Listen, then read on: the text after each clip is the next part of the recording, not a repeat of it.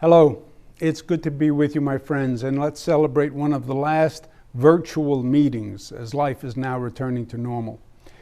Thank you to Douglas Durst and James Whalen and the entire Rebney board for all your help over this last difficult year. Your cooperation, your efforts were extraordinary to our defeating COVID, and I thank you sincerely. We've made great progress, and together, today, we are on the other side of the storm. New Yorkers should be proud because they led the way through the pandemic. Remember, we went from the highest infection rate on the globe to one of the lowest. And still today, our COVID positivity rate is a fraction of the nation's, and our vaccination rate is higher. New Yorkers were at their best. We pulled together. That's what we do. But it is also right that today we give special thanks to our quote-unquote essential workers. Essential workers is a term from COVID, but essential workers literally are the people who keep society functioning. They run our hospitals and our transportation system. They keep the lights on and the heat going. They keep the elevators running. Without them showing up and doing their job, there would have been chaos.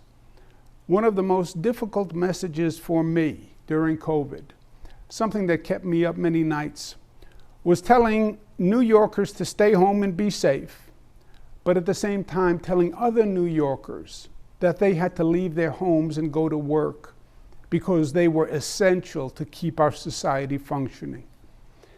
I was literally asking some workers to leave their homes and put their lives in jeopardy and their families' lives in jeopardy so that other New Yorkers could stay home and be safe.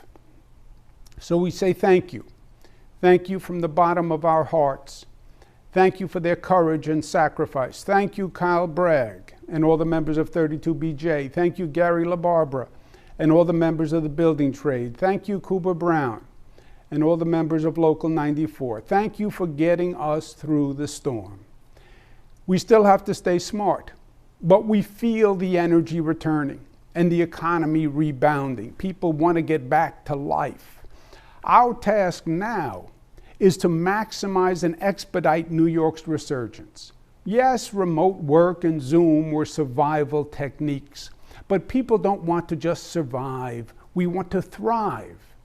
What makes New York is the energy, the stimulation, the fact that people want and need to be in the company of other people.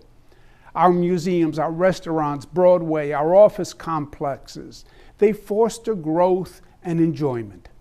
We must capitalize on this moment of transition. New York must open its arms and welcome back society. The future is going to be what we make it. We know what we need to do, but we must do it. New York must be safe. Crime must be reduced. Public safety is the priority. Taxes must be reduced. And federal SALT tax reform is essential this year. At the same time, we must build a future with new transportation, a new Penn Station, a new Moynihan Station, a new bus terminal, new green energy systems.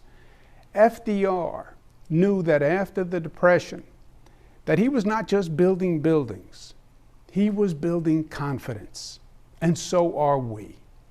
I believe this is a moment for opportunity, not just to rebuild what was. Life is not about going backwards, it's about going forwards. We're not going to rebuild, we're going to build back a New York that is better than any New York that has been before. That is our challenge, and that will be our legacy. Together, we will do it. Thank you.